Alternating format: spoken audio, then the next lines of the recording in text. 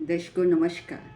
Hope all is good. दर्शकों, मैंने एक वीडियो डाला था मेडिकल एस्ट्रोलॉजी पर on the request of my viewers और वो लोगों ने काफ़ी लाइक किया। तो अब मैं उसी के कंटिन्यूशन में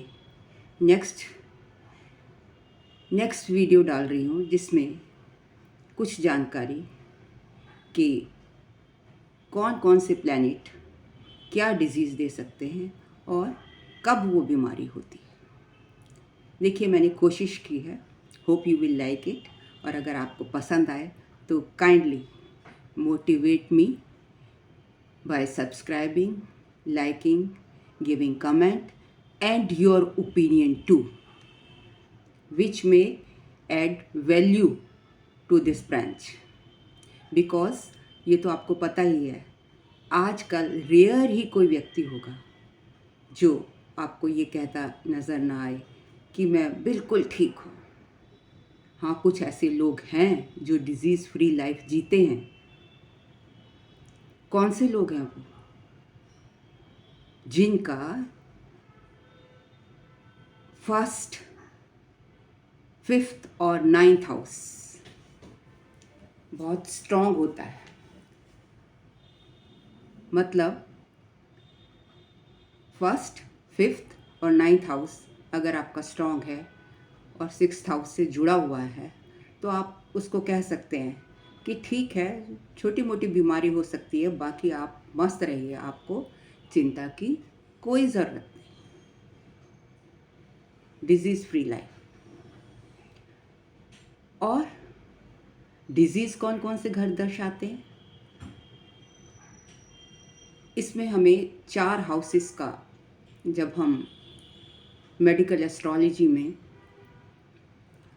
किसी भी डिजीज़ की स्क्रिप्ट तैयार करते हैं, जस्ट लाइक अ स्टोरी, कि कब होगी, कौन सा प्लैनेट देगा और कब रिकवरी होगी, क्या हमें हॉस्पिटल जाना पड़ेगा या हमें पीड़ा होगी, या बस वो रिसेसिव हमारा सिक्स्थ हाउस शो, अगर सिक्स्थ हाउस शो कर रहा है और अगर आपकी दशा नहीं आई तो आपको इतनी डरने की ज़रूरत नहीं है।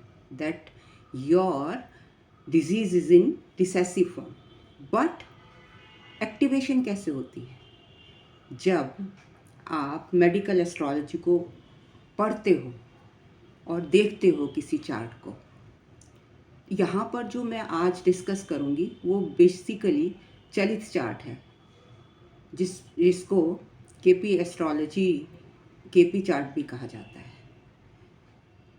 लग्ना चार्ट और केपी चार्ट से अगर आप देखोगे तो सेम रिजल्ट्स आएंगे, बट केपी चार्ट, चलित चार्ट जिसको बोलते हैं, उससे आप टाइमिंग ज़्यादा एसेस कर पाते हो। मतलब क्योंकि वहाँ पे अनइक्वल डिवीज़न ऑफ हाउसेस होती है, भावास की अनइक्वल डिवीज़न होती है। मतलब एक भाव कहाँ पर एंड हो रहा है और दूसरा कहाँ से स्टार्ट हो रहा है। तो इस वजह से आप डिज़ीज़ को या किसी भी चीज़ को जिसके बारे में आप जानना चाहते हैं, इजीली आप उसको डिटेक्ट कर सकते हैं। तो देखिए, हमारा लग्ना भाव है बॉडी, हमारी स्ट्रेंथ, हमारे फिज़िकल बॉडी, जहाँ पर हम, जिसमें डिफरेंट पार्ट्स हैं बॉडी के, जिन डिफरेंट पार्ट्स में हम अपनी डिजीज़ को कैरी करते हैं, that is first house. And then sixth house, जो कि हमारा डिजीज़ हाउस है, वो ये बताता है कि हमें डिजीज़, कौन सी डिजीज़ हो सकती है। वहाँ पर बैठे प्लैनेट्स आपको ये बताते हैं कि आप कौन सी डिजीज़ से सफ़र कर सकते हो। और एक्टिवेशन, लेकिन डिजीज़ अगर वहाँ प्लैनेट्स देख रहे हो तो इसका मतलब ये नहीं कि आप पूरी लाइफ उससे जूझते रहोगे उन डिजीज़ से, नहीं। उसमें होता है टाइम ऑफ एक्टिवेशन, जो कि मैं आपको अभी बताने जा रही हूँ। 8वां घर पीड़ा से जुड़ा हुआ है। मतलब आपके पास डिजीज़ तो है, आपके पास हाथ पैर तो हैं, लेकिन जब तक उस पर दर्द नहीं होगा तो उसको आपको एहसास नहीं होगा कि मेरा हाथ भी इधर रखा हुआ है। लेकिन जैसे ही किसी चीज़ का एहसास कब होता है, जब उसमें दर्द होता है, पीड़ा होती है या उसकी खुशी मिलती है, वॉटएवर। तो यहाँ तो ये डिज़ीज़ से कनेक्टेड है। तो 6th 8th हाउस ये पीड़ा और सफरिंग्स देता है। मतलब आपको कब कब उससे 6th हाउस शो कर रहा है कि आपको डिज़ीज़ होगी, और 8वें तक जाकर वो क्रॉनिक बन जाती है, डिपेंडिंग ऑन द प्लैनेट्स। मतलब क्रॉनिक कैसे बन जाएगी कि डिजीज़ आई चली गई, छठा घर ये होता है। 8वां घर इट बिकम्स क्रॉनिक, मतलब डिजीज़ आई और उसके साथ पीड़ा भी दे दी आपको, आप सफ़र कर रहे हो, सर्जरी भी करवा दी आपकी। और फिर 12वां घर लोनलीनेस का है। लोनलीनेस कब होती है, जब आप हॉस्पिटल में चले जाते हो, तो वो आपको हॉस्पिटल से भी जोड़ सकता है, आपका इलाज करवाने भेज सकता है। तो 6 8 12 वो 12th हाउस इज हॉस्पिटलाइजेशन। 6 8 12 से हम इस तरीके से देखते हैं। मतलब लग्न 6 8 12 ये जुड़े हुए हैं बीमारी से। लेकिन आप एक डॉक्टर की, ये कॉम्बिनेशन एक डॉक्टर का भी है। मतलब लग्न 6 8 12 बहुत स्ट्रांग होते हैं डॉक्टर की कुंडली में। You can sometimes become confused अगर आपको डॉक्टर की कुंडली सामने रख दी जाए और पेशेंट की सामने रख दी जाए और आपको ये ना बताया जाए कि कौन सा इसमें डॉक्टर है। यू कैन गेट कन्फ्यूज, क्योंकि डॉक्टर किससे ट्रीट करता है, बीमारी से ही तो ट्रीट करता है। तो उसके भी ऑलमोस्ट प्लैनेट उसी टाइप के आपको, अगर डॉक्टर और पेशेंट की कुंडली सामने रख दी जाए तो उसी टाइप के आपको हाउसेस कनेक्टेड मिलेंगे। अच्छा, अब बात कर लेते हैं कि कौन कौन से प्लैनेट क्या क्या हमें डिजीज़ दे सकते हैं। देखिए, आयुर्वेदा में, गर्मी बहुत है, पसीना आ रहा है, फैन बंद करना पड़ता है ना, अदरवाइज़ आपको ठीक से क्लियर वॉइस नहीं आती। आयुर्वेदा में 3 तरह के दोष होते हैं। क्यों होती है कोई डिज़ीज़? अगर कोई दोष ना हो हमारी बॉडी में तो डिज़ीज़ होगी ही नहीं। तो कौन से होते हैं वो 3 तरह के दोष? वात, पित्त और कफ। अब ये जो दोषाज हैं, इनकी वजह से ही बॉडी में डिस्टरबेंस क्रिएट होती है और हम किसी भी रोग से पीड़ित होते हैं। तो अब बात कर लेते हैं सबसे पहले वात की। वात दोष क्या होता है? वात जिसको जनरली लोग मतलब बाय भी बोलते हैं कई लोग जनरल भाषा में, कि इसको बाय हो गई है। मतलब वायु से संबंधित है, एयर से संबंधित है। और जब उस वायु तत्व में डिस्टरबेंस आ जाती है तो आप वात रोग से पीड़ित हो जाते हो। आपको पेन फील होना शुरू हो जाता है, दर्द होने लगता है। और वात सबसे ज़्यादा बीमारी, जैसे गैस हो जाएगी, गैस ट्रबल हो जाएगी, शरीर में पेन दे देगा। यहाँ तक कि डरने की बात नहीं है, इट्स वेरी रेयर। जो कैंसर संबंधी रोग हैं वो भी वात से ही कनेक्टेड है, बिकॉज इट इज़ सैटर्न और जो राहु, दो ये वात से कनेक्टेड प्लैनेट्स हैं। They are windy planets. तो सैटर्न और राहु वात रिलेटेड है। और जब शनि या राहु की महादशा आएगी, देखिए मेरा जो वीडियो है लंबा होने जा रहा है, तो बट ये आपके काम ज़रूर आएगा, आई श्योर यू। तो ज़रा ध्यान से एंड तक सुनिए। तो अगर आपकी कुंडली में शनि और राहु अच्छी स्थिति में नहीं है और उसकी महादशा आ जाती है, शनि की आ जाए या राहु की आ जाए, अंतर्दशा आ जाए या महादशा आ जाए, तब आप इन चीज़ों का कंप्लेंट करेंगे कि मेरे तो दर्द हो रहा है, मुझे तो तकलीफ़ हो रही है, या गैस संबंधी जो भी, वात संबंधी जो भी रोग हैं, तब आप फील कर सकते हैं। लेकिन नॉट ऑलवेज, इट डिपेंड्स कि आपका एक्टिवेशन कब हो रहा है। अब दूसरा दोष क्या होता है? पित्त दोष। पित्त दोष क्या होता है? पित्त होती है हमारी बॉडी की फायर, अग्नि, जिसको हम जठर अग्नि भी कहते हैं। जो हमारा भोजन है वो किससे पचता है?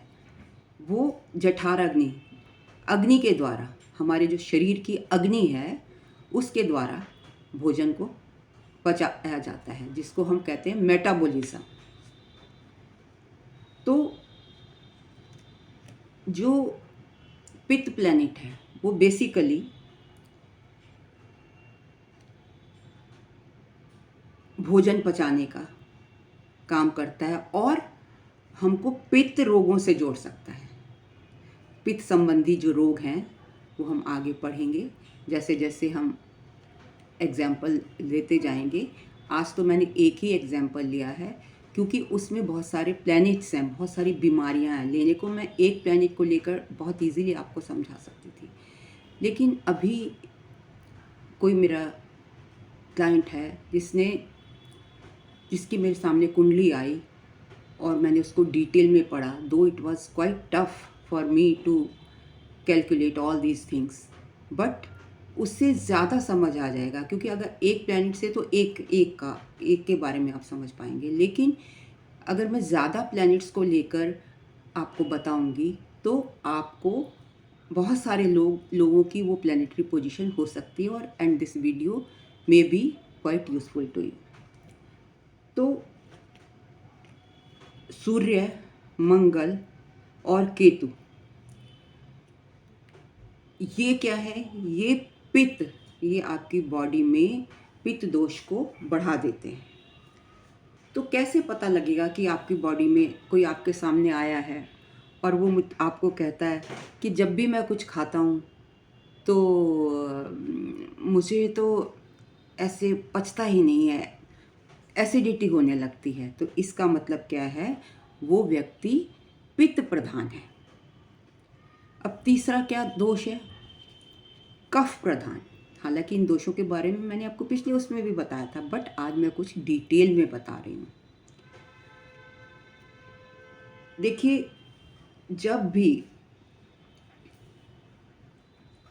आप फील करते हैं कि आप अपनी लाइफ में स्लो हो गए हैं, आपका उठने का मन नहीं करता, हर टाइम करता है लेटे रहें या एक ही जगह बैठे रहें, तो यहीं पे सब कुछ, खाना भी खा लें, पढ़ भी लें, सब कुछ यहीं पे कर लें, मतलब आपका इधर उधर ज़्यादा मूवमेंट करने का मन नहीं होता।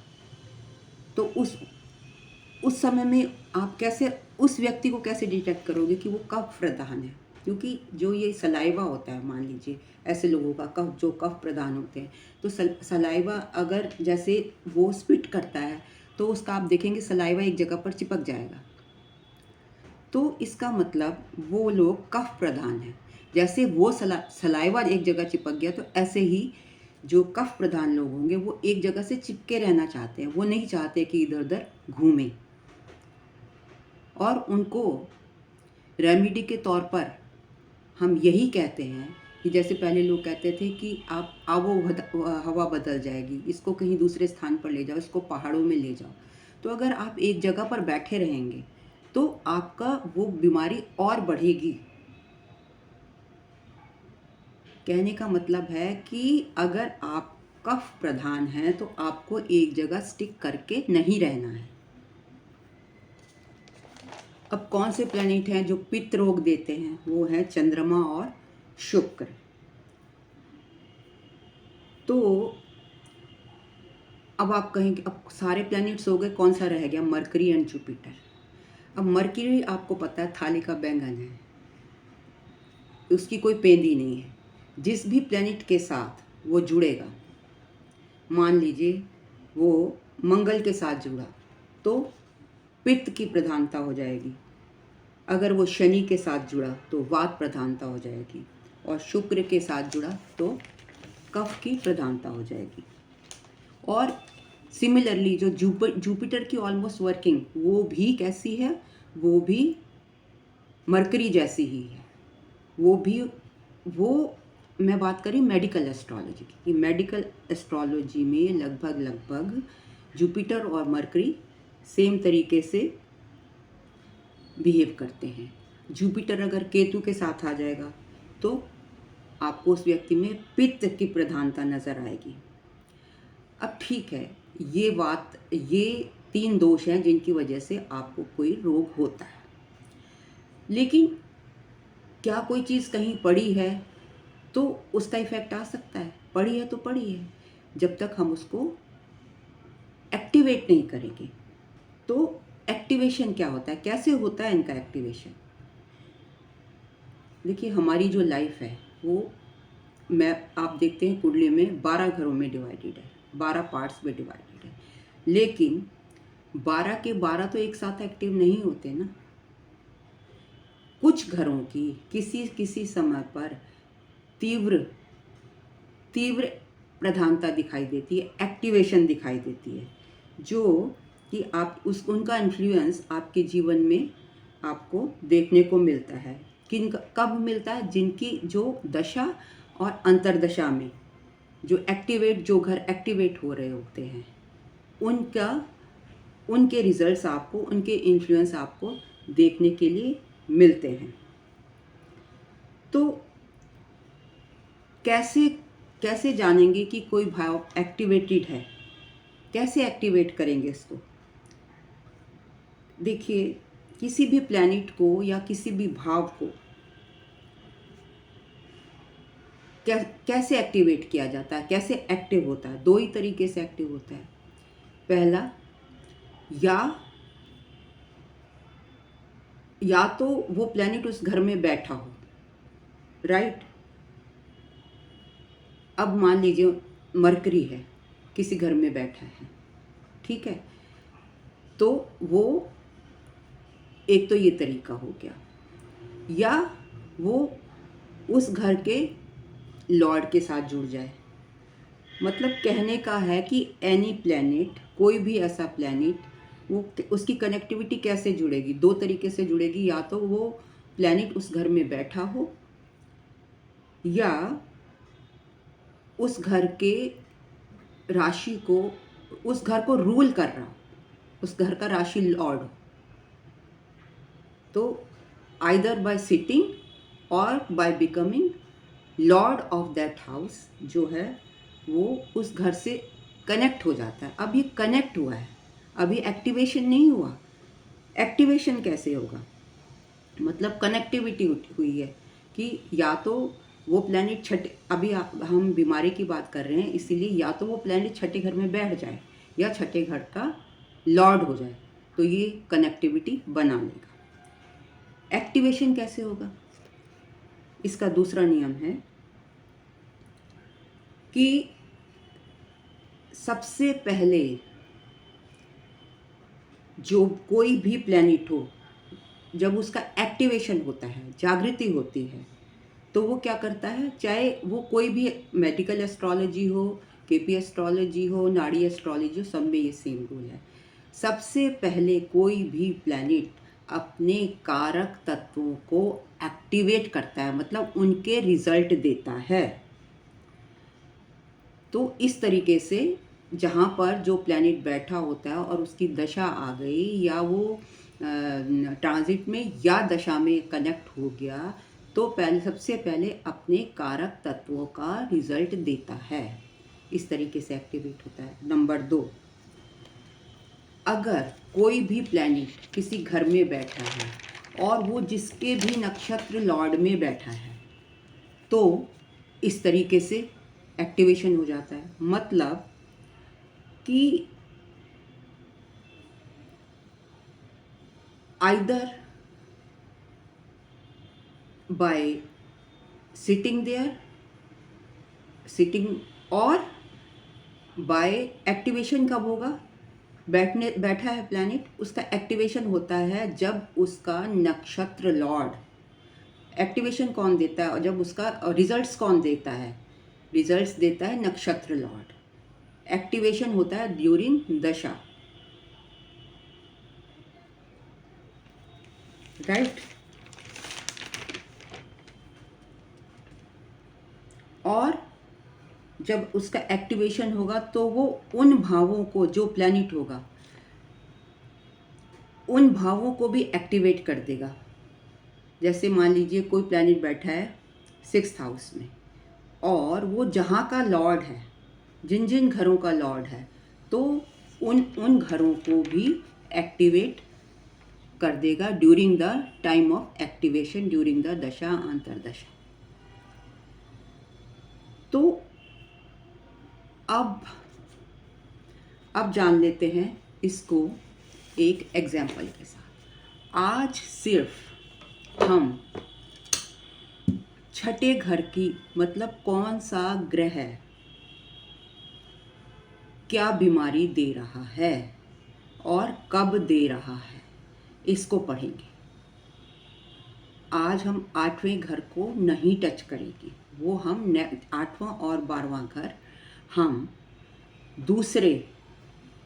दूसरे वीडियो में, नेक्स्ट वीडियो में डिस्कस करेंगे।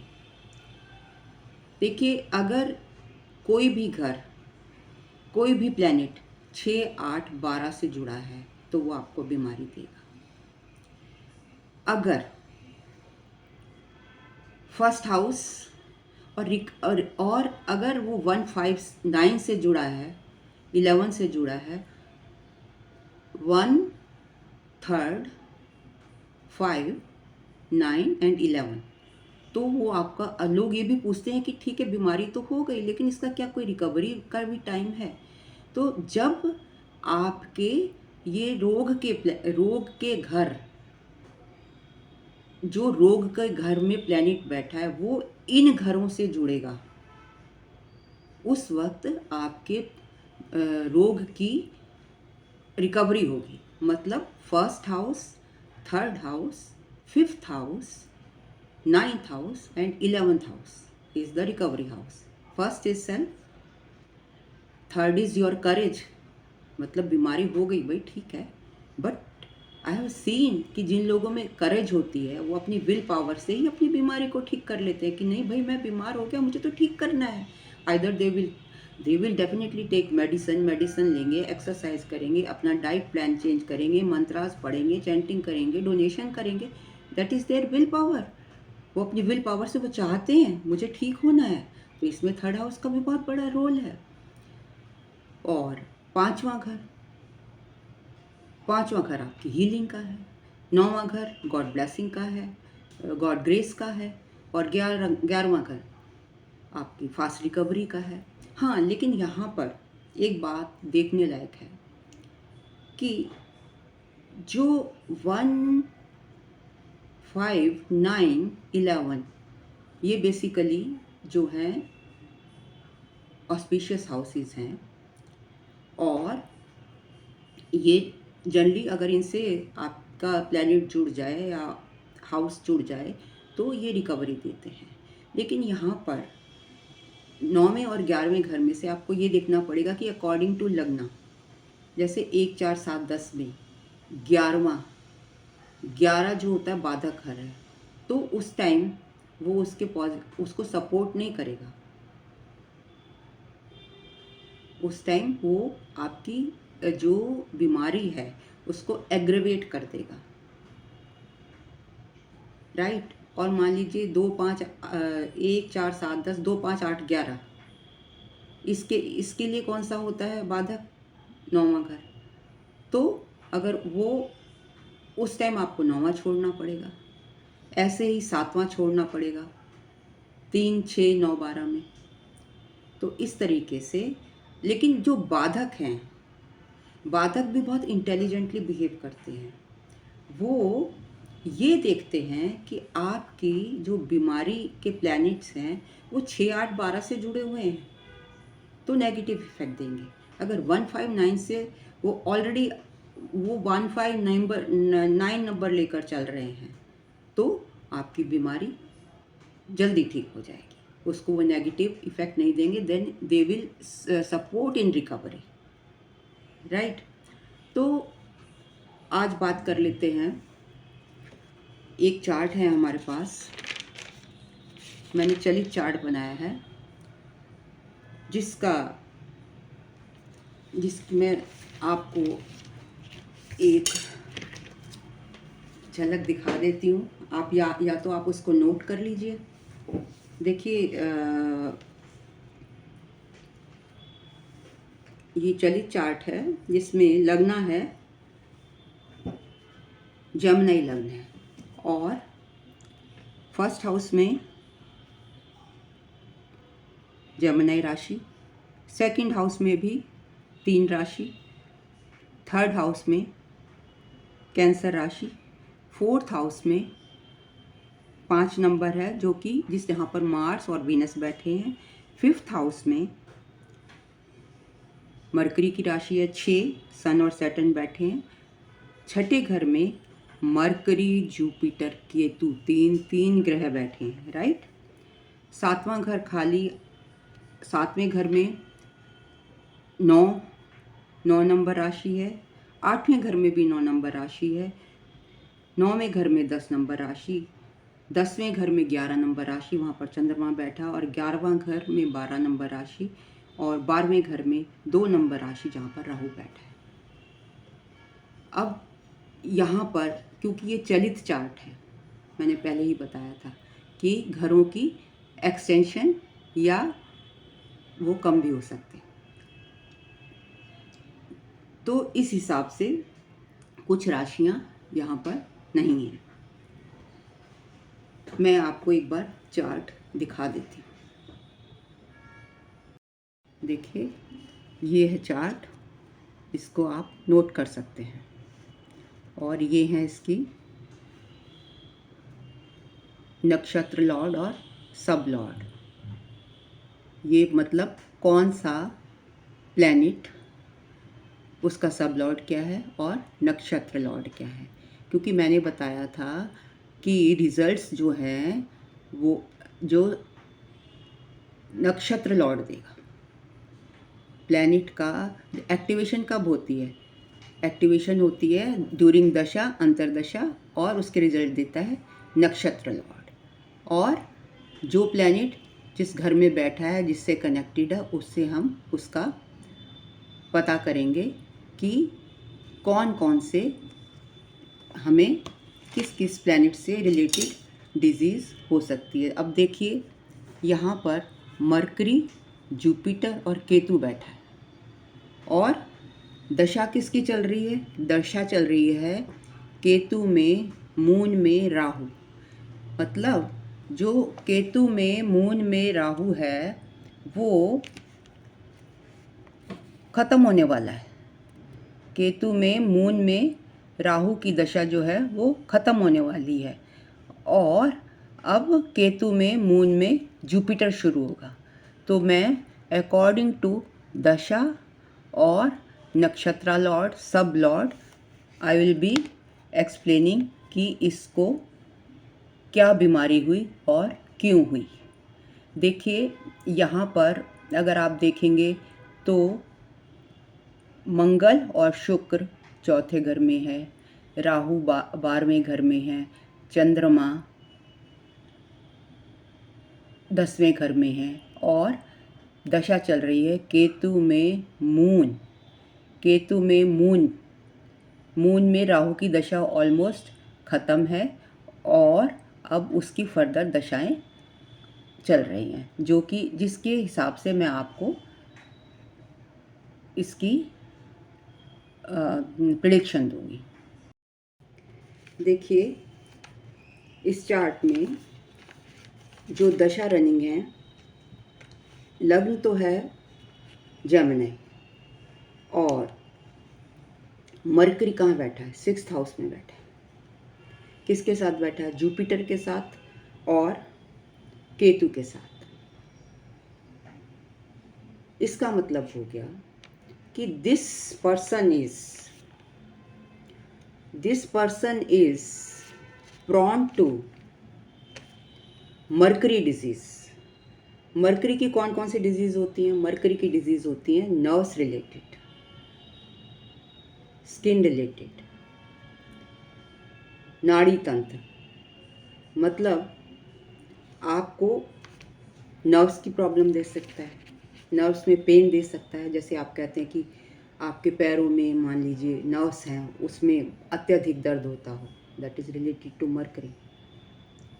तो और स्किन डिजीज़ हो जाती है, वीनस भी देता है स्किन डिजीज़, केतु भी देता है, जो कि आगे एक एक प्लैनेट का डिस्कस करेंगे। तो यहाँ पर मरकरी लग्न है, तो इस वजह से इस लग्न में मरकरी डोमिनेंट रहेगा, जो कि 6th हाउस में बैठा है। मतलब मरकरी रिलेटेड प्रॉब्लम तो रहेंगी।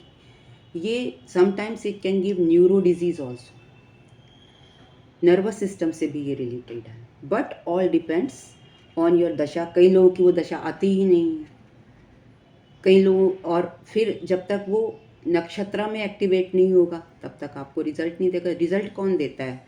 प्लैनेट जिस नक्षत्र में बैठा है, व्हेन इट गेट्स एक्टिवेटेड और दशा ऑपरेट कर रही है, तो आपको उसके रिजल्ट देखने को मिलते हैं। तो यहाँ पर मैंने एक चार्ट बनाया है, उसके अकॉर्डिंग मैं आपको देखकर बताती जाऊंगी कि कहाँ पर कौन सा प्लैनेट किस नक्षत्र में बैठा है और क्या डिजीज़ दे सकता है। अब दशा का पैटर्न है, केतु में चंद्रमा की दशा चल रही है, राइट। केतु मून राहु, राहु के बाद Jupiter, Saturn, Mercury, Ketu, Venus, sun. मतलब ये दिस दशा विल फॉलो। राहु जो है, केतु में चंद्रमा में राहु, इट्स एंडिंग ऑन 29 जुलाई 24। मतलब राहु की दशा, प्रतंत्र दशा एंड हो रही है। बेसिकली केतु और मून है, महादशा लॉर्ड इस केतु एंड मून अंतरदशा। अब हम प्रतंत्र दशा तक बात करेंगे। 29/7/24 से हमारी केतु में चंद्रमा में बृहस्पति की दशा शुरू हो जाएगी। तो हम देखेंगे यहाँ पर बृहस्पति, सबसे पहले कि बृहस्पति बैठा कहाँ है। बृहस्पति बैठा है हमारा 6ठे घर में, right. Jupiter is in 6th house, और इसका मतलब अगर जुपिटर 6th हाउस में बैठ गया, उसकी दशा भी चल रही है, इसका मतलब जुपिटर रिलेटेड इस व्यक्ति को डिजीज़ हो सकती हैं। क्या जुपिटर रिलेटेड? जैसे कि लीवर की प्रॉब्लम हो सकती है, किडनी की प्रॉब्लम हो सकती है, इंडाइजेशन की प्रॉब्लम हो सकती है, वेट गेन कर सकता है व्यक्ति, कोलेस्ट्रॉल की प्रॉब्लम हो सकती है। इस तरीके की प्रॉब्लम्स इस व्यक्ति को हो सकती हैं। बट डिपेंडिंग ऑन द कि इसकी हाउसेस की कॉम्बिनेशन कौन कौन से घरों से है, लॉर्ड की कॉम्बिनेशन, उसके साथ में कौन बैठा है। तो यहाँ पर जो जुपिटर है, सबसे पहले हम देखेंगे Ketu, mercury, Jupiter and Ketu. तो सबसे पहले हमारी दशा चल रही है केतु की महादशा। तो देखेंगे कि केतु भी हमारा कहाँ पर बैठा है? 6ठे घर में बैठा है। इसका मतलब केतु भी हमें डिजीज़ दे सकता है। तो जान लेते हैं कि केतु हमें, जब केतु की दशा चल रही है तो केतु क्या क्या डिजीज़ देने में सक्षम है।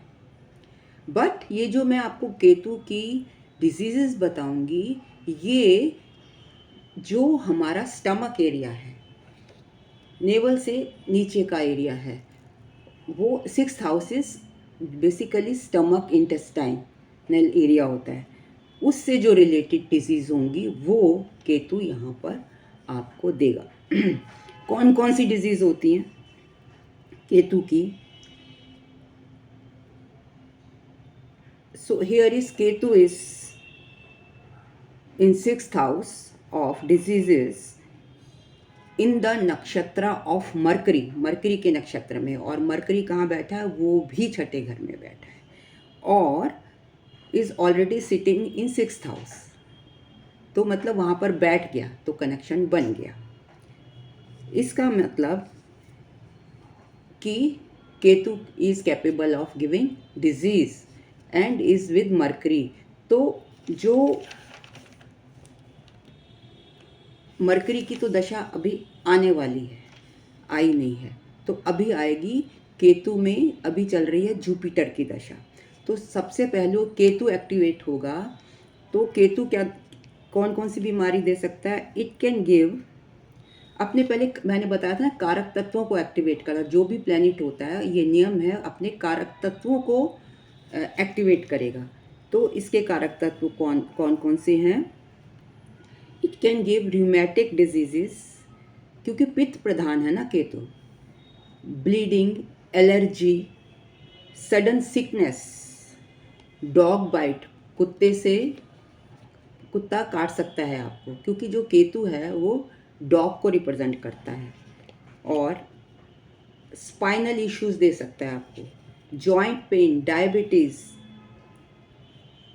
इंसोमिया, आपको नींद ना आए, हर्निया और जेनाइटल डिजीजेस, ये सब केतु ये सारी चीज़ें दे सकता है। लेकिन छठा घर क्या रिप्रेजेंट करता है? Stomach, intestine and digestive tract, मतलब डाइजेस्टिव ट्रैक्ट से जुड़ी हुई बीमारियां इस टाइम में केतु आपको यहाँ पर देगा। तो केतु कौन से घर का लॉर्ड हो गया? सॉरी, केतु किससे कनेक्ट हो गया? 6th, और बैठा कहाँ पर है? मंगल की राशि में। और उसका जो नक्षत्र लॉर्ड है वो कहाँ पर बैठा है? वो भी छठे घर में ही बैठा है। और इसका मतलब मरकरी और केतु दोनों ही आपको डिसीज़ दे सकते हैं। मरकरी कौन कौन से, और जिन घरों का वो लॉर्ड होता है प्लैनेट, उस घर से के कनेक्टेड भी रिजल्ट एक्टिवेट करता है। तो मरकरी छठे, तीसरे और 5वें घर का को रूल कर रहा है, तो उन घरों को भी वो एक्टिवेट कर देगा। केतु मरकरी के साथ है, और मरकरी जो है, मरकरी किसके नक्षत्र में है? मरकरी इज इन नक्षत्र ऑफ, इसका सब लॉर्ड है शुक्र, और केतु जो है, सॉरी, मरकरी इज इन नक्षत्र ऑफ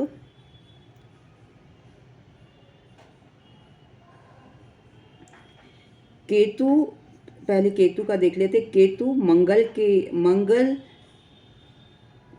इसका सब लॉर्ड है मंगल, और इसके मरकरी के नक्षत्र में है, जो कि मरकरी छठे घर में बैठा है। यहाँ पर जुपिटर की जो अब प्रतंतर दशा चल रही है, केतु, मून, जुपिटर।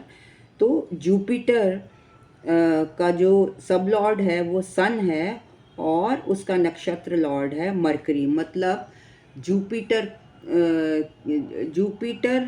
उसके जो उसका नक्षत्र है मरकरी, तो मरकरी कैन एक्टिवेट आपके रोग को, मरकरी एक्टिवेट कर सकता है। जब मरकरी नक्षत्र की जब आपकी वो दशा एक्टिवेट होगी, तब उसमें वो मरकरी रिलेटेड भी आपको प्रॉब्लम्स देगा। मतलब जुपिटर का मैंने बताया है कि अगर अभी जुपिटर, केतु, मून और जुपिटर की दशा चल रही है, और जुपिटर कौन कौन से घरों से जुड़ा है? जुपिटर जुड़ा है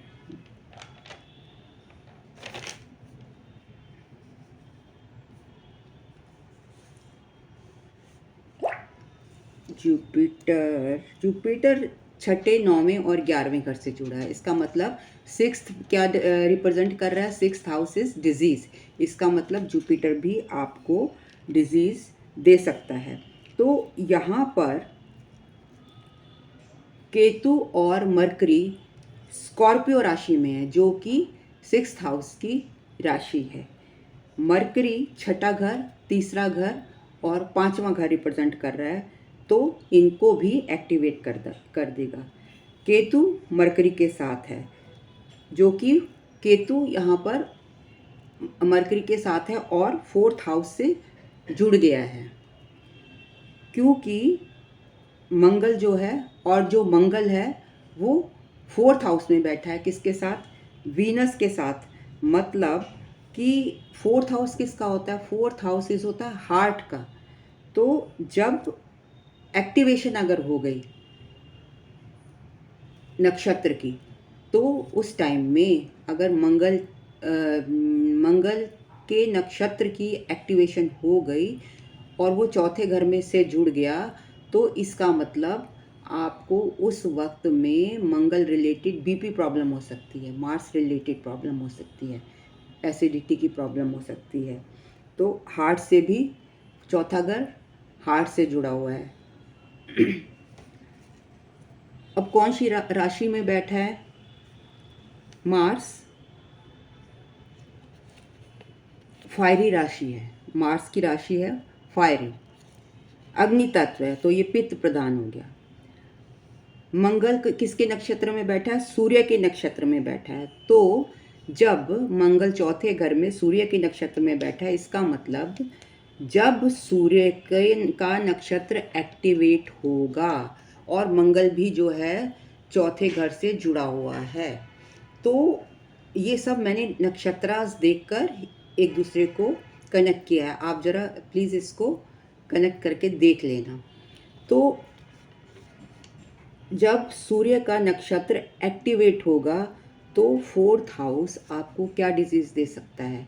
4th हाउस 6 से भी जुड़ा हुआ है, तो उस वक्त में आपको हार्ट रिलेटेड प्रॉब्लम हो सकती है। मतलब आप अभी आपकी मंगल की दशा नहीं चल रही है, लेकिन जिस वक्त मंगल की दशा होगी और वो, क्योंकि ये 6th हाउस से जुड़ा हुआ है मंगल, और उसका जिस नक्षत्र में मंगल बैठा है यहाँ पर, वो सूर्य के नक्षत्र में बैठा है। तो जब सूर्य का नक्षत्र एक्टिवेट होगा, उस समय में आपको अपने हार्ट को संभाल कर रखना है, उसका चेकअप कराते रहना है, आपको बीपी नापते रहना है। अब शुक्र कहाँ बैठा है? 4th हाउस में बैठा है, और लॉर्डशिप उसने ली हुई है 12वें घर की। 12वां घर क्या है? हॉस्पिटलाइजेशन का है। हालांकि मैंने कहा कि मैं आज हॉस्पिटलाइजेशन 12वें घर की बात नहीं करूँगी। तो और जो शुक्र बैठा है वो चंद्रमा के नक्षत्र में, केतु मून की दशा चल रही है, और चंद्रमा किसके नक्षत्र में बैठा है? चंद्रमा बैठा है जुपिटर के नक्षत्र में, जो कि छठे घर में बैठा है। तो इसका मतलब इसका कनेक्शन छठे घर से बन गया है। मतलब जब ये दशा में एक्टिवेट होगा तो एट दैट टाइम हॉस्पिटलाइजेशन भी हो सकता है, that I will discuss later. और चंद्रमा राहु 12वें घर में है, उसका डिस्पोजिटर है टॉरस, जो कि चंद्रमा की मूल त्रिकोण राशि है। इस तरीके से उसका संबंध, वो केतु को देख भी रहा है एक तो छठे घर को, और उसका संबंध शुक्र के साथ भी बन गया, मंगल के साथ भी बन गया, जो कि चौथे घर में बैठा है शुक्र के साथ। मंगल और शुक्र किसकी राशि में बैठे हैं? सूर्य की राशि में बैठे हैं। तो इसका मतलब शुक्र जो है वो आपको हार्मोनल प्रॉब्लम भी देता है। तो इसका ये इस वजह से शुक्र आपको, because Mars, 12th house, 4th house and 6th house, they all are related. तो उस केस में आपको हार्मोनल प्रॉब्लम भी हो सकती है, राइट? क्योंकि शुक्र और मंगल दोनों ही किससे जुड़े हुए हैं? छठे घर से जुड़े हुए हैं। तो जिस वक्त में शुक्र एक्टिवेट होगा, शुक्र का जो नक्षत्र अगर वो छठे घर से कनेक्ट कर रहा होगा, तो उस वक्त में आपको हार्मोनल प्रॉब्लम हो सकती है।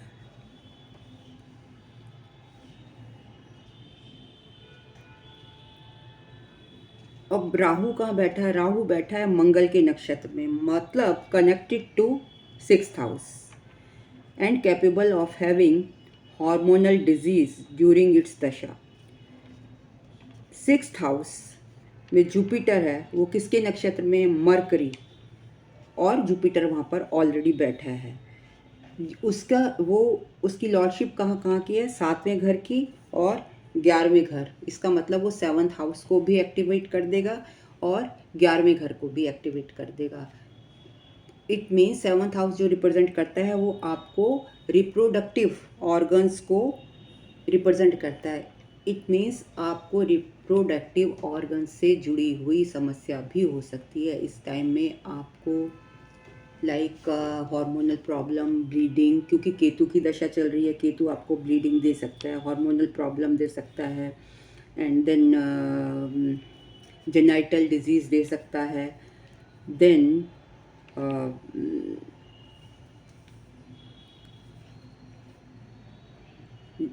इस टाइम में आपको ये वाली डिजीज़ हो सकती हैं, मतलब रिप्रोडक्टिव ऑर्गन्स आपके इस टाइम डिजीज्ड हो सकते हैं, क्योंकि नक्षत्र से वो 7वें घर से भी जुड़ गया है। जुपिटर जो कि 7th और 11th लॉर्ड भी है।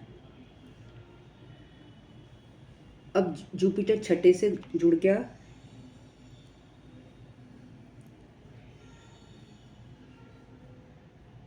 तो जुपिटर जो कि 7th और 11th हाउस को भी एक्टिवेट कर देगा, और रिप्रोडक्टिव ऑर्गन्स 7th से रिलेटेड हैं, तो उसकी प्रॉब्लम आपको दे सकता है।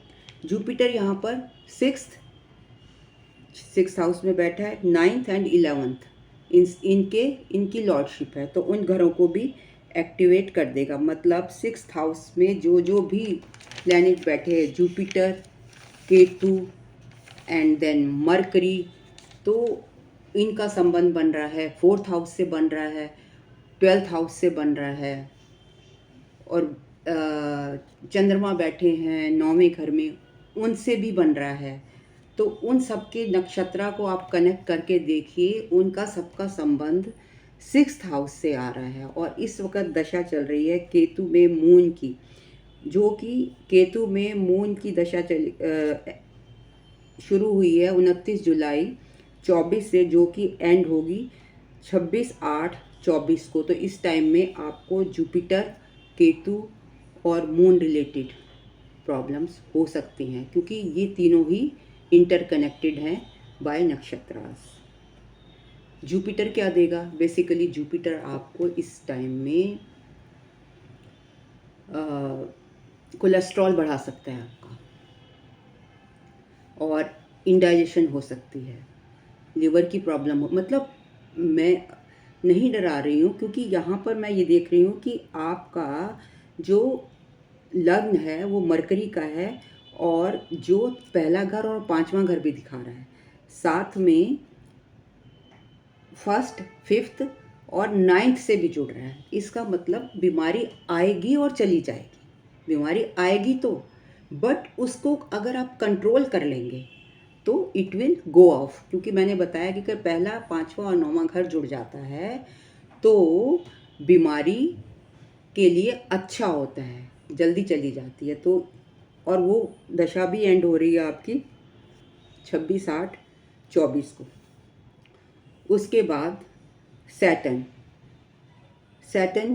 का कनेक्शन 8वें घर से है, जो कि मैं नेक्स्ट उसमें डिस्कस करूँगी। केतु मून मरकरी की दशा ख़त्म होगी आपकी 29/10/24 को। तो इसके बीच में आपको मरकरी रिलेटेड, मतलब स्किन रिलेटेड, थोड़ा अपना वो एक्सरसाइज करते रहना है, माइंड को सेटल रखना है, तो या अपनी शरीर को साफ़ सुथरा रखना है। एक्सरसाइज करेंगे तो आपकी जो है जल्दी हीलिंग हो जाएगी। 5वां घर हीलिंग को बिलोंग करता है, और 9th हाउस गॉड ग्रेस है, 1st हाउस आप सेल्फ हैं। तो अगर आप इन सब बातों का ध्यान रखेंगे तो आराम से इस दौर से गुजर जाएंगे। देन मरकरी के बाद है केतु, मून केतु, जो कि नवंबर 24 तक है। तो इसमें मतलब आपको, हालांकि केतु की दशा तो ऑलरेडी चल रही है, वो तो महादशा है। आप में स्किन में आपको जगह जगह स्पॉट्स देखने को मिल सकते हैं, क्योंकि एक केतु है और फिर चौथा घर भी जुड़ा हुआ है नक्षत्र से, छठे घर से। तो केतु आपको, वीनस, मरकरी, ये सब, केतु आपको स्पॉट्स दे सकता है नेवल रीजन से नीचे, फेस में भी दे सकता है, ग्रे कलर के, वाइट कलर के, क्योंकि फेस आपका जो लग्न ही मरकरी का है, जो कि 6th हाउस में बैठा है। तो कुछ स्किन प्रॉब्लम्स हो सकती हैं, जिसके लिए आपको घबराना नहीं है। अब देखो, मान लीजिए अगर आप मरकरी को एक्टिवेट करेंगे, मतलब प्लैनेट की रेमेडी ये है कि आप अगर प्लैनेट को एक्टिवेट डेड रखेंगे तो वो ज़रूर नेगेटिव रिजल्ट देगा। अगर आपको उससे निजात पाना है, बीमारी से निजात पाना है, किसी भी चीज़ से निजात पाना है, तो आप उसको मतलब अपनी लाइफ में उसका वो जो चाहता है एक्टिवेशन कर दीजिए। मान लीजिए जैसे मरकरी आपका 5th हाउस से जुड़ा हुआ है, तो आप उस हीलिंग दिखाता है 5th हाउस। आपकी कोई टैलेंट है आप में, आपकी कोई हॉबी है, आप उसको, अगर आप उसको एज ए रेमेडी स्टार्ट कर देंगे तो आपकी जो मरकरी की दशा अच्छी जाएगी। इन केस अगर आपका राहु इन्वॉल्व है, इन दैट केस आपको क्योंकि राहु वीनस की राशि में बैठा, 12वें घर से रिलेटेड है, तो उसके लिए आप क्या करेंगे, आपको हॉस्पिटलाइजेशन के लिए आपको मतलब यदा कदा हॉस्पिटल चले जाइए। क्या प्लैनेट की आपको मर्ज़ी करनी है, अगर आप प्लैनेट की मर्ज़ी पूरी कर देंगे तो डेफिनेटली आपको एज ए रेमेडी वो हेल्प करेगा। तो आपको क्या करना है, कभी कभार हॉस्पिटल का चक्कर लगाया ना, वहाँ बैठकर खा पी आना है, प्लैनेट खुश हो जाएगा कि हाँ ठीक है, मेरे मन की हो गई, ये हॉस्पिटलाइज हो गया। जबकि आप वर्चुअल क्रिएट कर देना आपने वो एनवायरनमेंट, राइट। तो आपकी बीमारी दूर हो सकती है। अगर मंगल रिलेटेड है, मंगल भूमि का कारक है। ज़मीन पर बेयर फुट चलिए, ज़मीन पर सो जाइए, सोइए, तो आपकी बीमारी कम होगी। हालांकि मतलब जो यहाँ पर चौथे घर से है, चौथे घर में मंगल और वीनस बैठा है, और यहाँ पर बैठकर, जो यहाँ पर बैठा है, तो चौथा घर क्या है, कंफर्ट्स का है। और इसका मतलब और जो 5th हाउस होता है हीलिंग का होता है, 5th से 12वां हुआ चौथा, तो ये उसको नेगेट कर रहा है। तो मतलब अगर आप अपनी कंफर्ट्स को कम कर दोगे, मतलब आप ज़मीन पे सोना शुरू कर दोगे, आप बेयर फुट चलना शुरू कर दोगे, तो डेफिनेटली चौथा घर आपकी हीलिंग को रोक रहा है, क्योंकि ये 12वां घर है।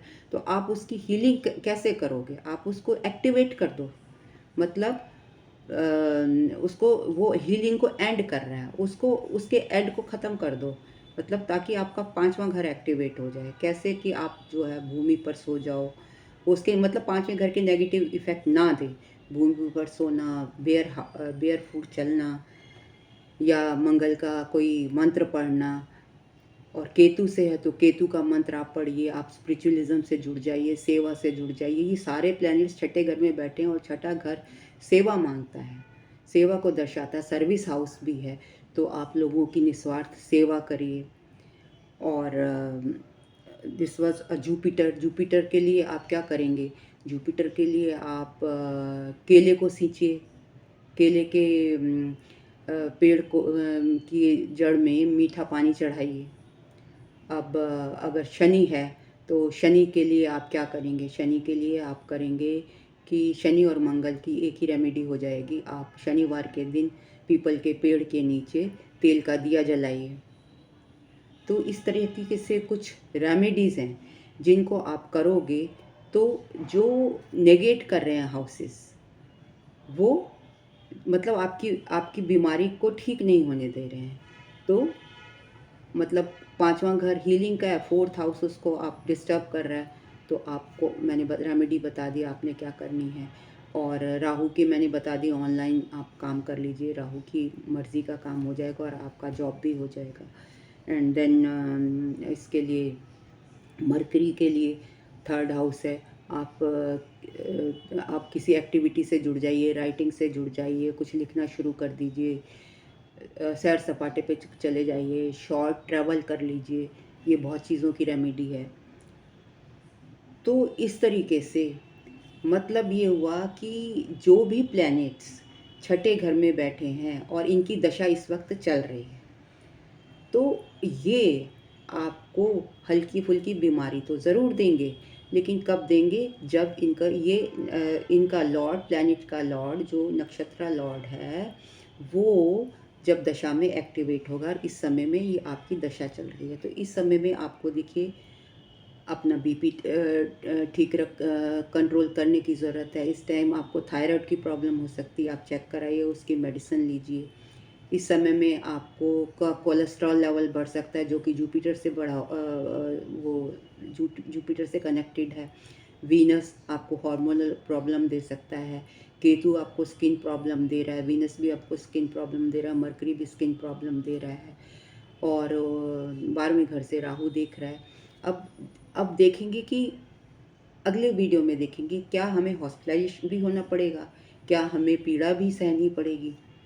ये हम 8वें और 12वें घर का एनालिसिस नेक्स्ट वीडियो में करेंगे। तो आई होप आपको मेरा वीडियो अच्छा लगा होगा।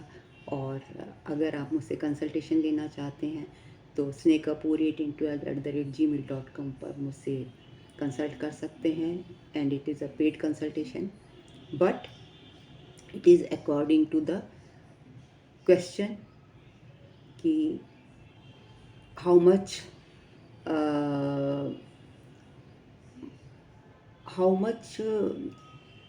Time hard work is required for production. अगर आपका छोटा क्वेश्चन है, कम टाइम में हो जाएगा, तो उसका चार्जेस कम है। अगर आप फुल हॉरोस्कोप दिखाना चाहते हैं, उसके चार्जेस डिफरेंट हैं। So don't be scared in asking me, talk to me if you have any problem. Thank you very much for watching me so patiently. तो ये था मेरा आज का एनालिसिस। इन केस कोई त्रुटि रह गई हो तो मैं माफ़ी चाहती हूँ। कई बार पढ़ाते हुए स्लिप ऑफ टंग भी हो जाता है, जो कि मैं बाद में देखती हूँ, but then I think you people understand that. Thank you very much.